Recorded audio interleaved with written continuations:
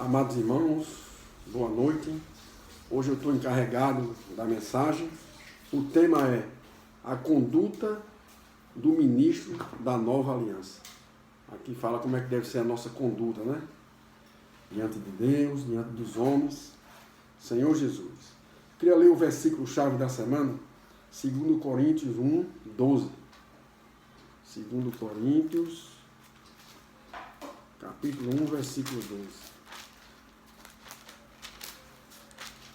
Ó Senhor Jesus, porque a nossa glória é esta, o testemunho da nossa consciência, de que, com santidade e sinceridade de Deus, não com sabedoria humana, mas na graça divina, temos vivido no mundo, e mais especialmente para convosco. 2 Coríntios 1, 12. Eu queria ler com os irmãos 2 Coríntios 1, a partir do versículo 6. Eu li o versículo chave, mas vamos ler a partir de 2 Coríntios, capítulo 1, a partir do versículo 6. Que diz assim: mas, se somos atribulados, é para o vosso conforto e salvação. Se somos confortados, é também para o vosso conforto, o qual se torna eficaz, suportando vós com paciência os mesmos sofrimentos que nós também padecemos. A nossa esperança a respeito de vós está firme, sabendo que, como sois participantes do sofrimento, assim o sereis da consolação. Porque não queremos, irmãos, que ignoreis a natureza da tribulação que nos sobreveio na Ásia, porquanto foi acima das nossas forças, a ponto de desesperarmos até da própria vida. Contudo, já em nós mesmos tivemos a sentença de morte, para que não confiemos em nós mesmos, e sim no Deus que ressuscita os mortos, o qual nos livrou e livrará de tão grande morte, em quem temos esperado que ainda continuará a livrar-nos. Aqui, irmão, Paulo fala da grande tribulação que ele passou. No 9, ele fala, né? Contudo, já em nós mesmos tivemos a sentença de morte, para que não confiemos em nós, e sim no Deus que ressuscita os mortos. Assim, mesmo ele passando por aquela tribulação de morte física, mas ele confiava em Deus, no Deus da ressurreição. Então assim deve ser com cada um de nós. Graças ao Senhor que a gente não passa todos esses problemas que Paulo passa, mas todos nós temos problemas, né? Temos tribulações, temos perseguições, mas nós temos que confiar no Deus que ressuscita todos os mortos. Aí eu quando estava lendo essa mensagem, eu me lembrei, né, dessa pandemia que agora está ocorrendo, que está assolando toda a Terra. Sabemos que essa pandemia é um vírus que está matando muitas pessoas, então, mas nós devemos confiar em quem, irmão? Confiar em Deus, né? Ele que nos livrará dessas coisas. E mesmo que, irmão, claro que pedimos pedir a Deus para Ele não nos atingir, mas mesmo que Ele nos atinja, nós temos um Deus que pode ressuscitar os mortos, né? Não devemos estar aflitos, desesperados, né, com essa pandemia, mas confiar no Senhor, né? Se nos entregar a Ele, né, ter o viver de buscá-lo e de confiar nele. Isso deve ser o nosso proceder, porque nós agora somos ministros de uma nova aliança. 2 Coríntios 3, versículo 6. 2 Coríntios 3, versículo 6 diz assim: o qual nos habilitou para sermos ministros de uma nova aliança, não da letra, mas do Espírito, porque a letra mata, mas o Espírito vivifica. Então, nós somos ministros de uma nova aliança, uma aliança do Espírito, uma aliança do Espírito, não da letra, porque a letra mata. Todos nós sabemos que se nós lemos a Bíblia sem depender de Deus, né, às vezes as palavras da Bíblia, no lugar de dar vida, né, nós vamos levar morte para as pessoas. Então devemos, toda vez que for a Bíblia, irmão, não esquecer de orar, pedir a Deus luz, revelação, e quando falar para as pessoas, levar vida para as pessoas, né? Então devemos sempre pedir ao Senhor isso aí, né? Nós somos ministros de uma nova aliança.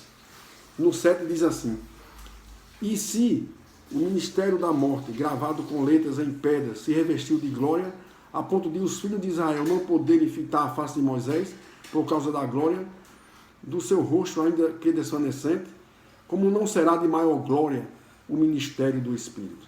Então esse ministério do Espírito é um ministério de glória. E nós somos ministros, fazendo parte desse ministério. Então devemos deixar Deus nos usar, né? Senhor Jesus, confiarmos totalmente nele. Na terça-feira, fala sobre os componentes da igreja e o segredo para vencer a morte. Então aqui nós vamos ver aqui os componentes da igreja. Quais são os componentes da igreja? Zacarias, Senhor Jesus. Zacarias, capítulo 3, aqui fala de um dos componentes da igreja, né? Zacarias, ó Senhor Jesus. Senhor Jesus. Zacarias, capítulo 3, versículo 2. Diz assim: mas o Senhor disse a Satanás, o Senhor te repreende, ó Satanás. Sim, o Senhor que escolheu a Jerusalém te repreende. Não é este um tição tirado do fogo? Então, quem é que o Senhor escolheu para ser os componentes da igreja? Irmão, isso aqui está referindo a essas coisas. Nós somos um tição tirado do fogo. Assim como esse versículo, o nosso destino era o lago de fogo, né? Nós éramos pessoas desqualificadas, pessoas imperfeitas, pecadoras, mas o Senhor escolheu cada um de nós para fazer parte da igreja. Outro versículo que também fala sobre esses componentes é Efésios 2. Efésios 2. A partir do versículo 1 diz assim: ele vos deu vida, estando vós mortos nos vossos delitos e pecados. Então assim, nós estávamos mortos nos nossos delitos e pecados, e o Senhor nos deu vida, nos resgatou, nos quais andaste outrora, segundo o curso deste mundo, segundo o príncipe da potestade do ar, do espírito que agora atua nos filhos da desobediência, entre os quais também todos nós andávamos outrora, segundo as inclinações da nossa carne, fazendo a vontade da carne e dos pensamentos, e eram por natureza filhos da ira, como também os demais. Nós realmente andávamos de acordo com a vontade da nossa carne. Nós éramos considerados como filhos da ira. Mas o 4 diz assim, irmão. Aleluia, pelo versículo 4. Mas Deus, sendo rico em misericórdia, por causa do grande amor, porque nos amou, e estando nós mortos em nossos delitos, nos deu vida, juntamente com Cristo. Pela graça sois salvos. Então, o grande amor, a grande misericórdia do Senhor alcançou a cada um de nós. Como eu louvo o Senhor por isso, irmão. Devemos agradecer muito ao Senhor por isso. O nosso destino era o lago de fogo, mas agora o nosso destino é o reino milenar. Senhor Jesus. E o versículo 10 diz assim: pois somos feitura dele, criados em Cristo Jesus para boas obras, as quais Deus de antemão preparou para que andássemos nela. Aqui diz o que, irmão? Pois somos feitura dele. Em mensagens anteriores foi falado sobre isso aqui, e fala que a feitura, na verdade, a feitura é a obra-prima de Deus. Então, nós que éramos pessoas, tições lançados no fogo, hoje somos o quê? Obra-prima de Deus. Deus nos tirou e vai a pouco transformando cada um de nós. Não é nenhum homem que nos transforma, mas quem nos transforma é Deus. Então, hoje, nós somos a obra-prima de Deus.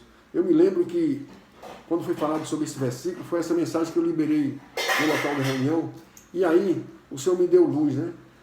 O que é a obra-prima? A obra-prima é a melhor obra que o autor, que o artista fez, né? Eu me lembrei da Mona Lisa. Todo mundo, quando vê a Mona Lisa, lembra logo quem fez? Leonardo da Vinci. Então, a obra-prima de Leonardo da Vinci foi a Mona Lisa. Ele fez vários, com certeza ele fez várias coisas. No entanto, a obra-prima dele foi essa. E hoje nós somos a obra-prima de Deus. Irmão, que maravilha, né? Devemos agradecer ao Senhor por isso aí, né? Senhor Jesus, que Deus maravilhoso. Então, assim, nós vemos que o Senhor não escolheu pessoas capazes